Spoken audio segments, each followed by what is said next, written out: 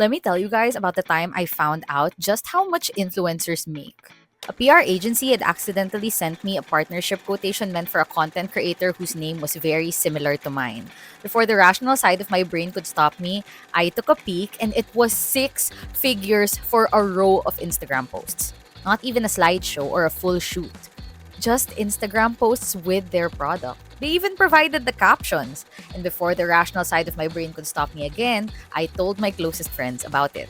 Once upon a time, financial matters like this were off limits in everyday conversation. Money talk is tasteless if we make too much and tragic if we don't have enough. In my latest column, I talk about why Gen Z is so obsessed with how much everybody is making. Hi, I'm Angel and I'm the writer behind Generations on PhilSTAR Life, where I dissect Gen Z behaviors and trends weekly.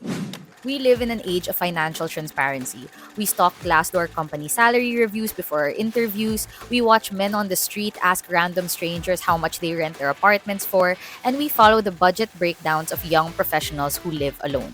And honestly, I think it's because Gen Z is obsessed with being rich. I know it's easy to assume that all of us are. We have been socialized after all to believe that a fulfilling life involves purchasing all of our heart's desires. But while previous generations only had their peers to pit themselves against, social media invites us to be voyeurs into anyone's lifestyle, from nepo babies to virtual assistants. As a result, we suffer from money dysmorphia, this unshakable feeling of financial instability and insecurity. It's a hard thing to face, especially today. A lot of us are torn between critiquing social structures that further inequality and dreaming of waking up to a reversal in our fortune. We say that we want to eat the rich, but then we dress up in quiet luxury and old money outfits. In a way, financial transparency isn't just a manifestation of social comparison, it's a way for us to survive in a world where we can so easily be cheated by the system.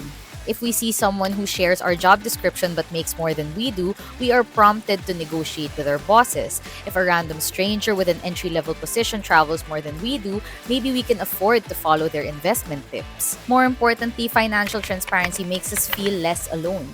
It's comforting to learn that we're not the only ones making active efforts to reduce our spending or finding workarounds to make ends meet. We should be careful, however, because like everything on social media, things aren't always what they seem, even when those posting claim to be honest. Having access to this information is supposed to be a force for good. Maybe it pushes us to set higher standards, show up for ourselves more, or lobby for fairer salaries within our workplace. But if we end up resenting those who make more than us rather than the systems responsible for these disparities, maybe it is best that we know a little bit less about each other.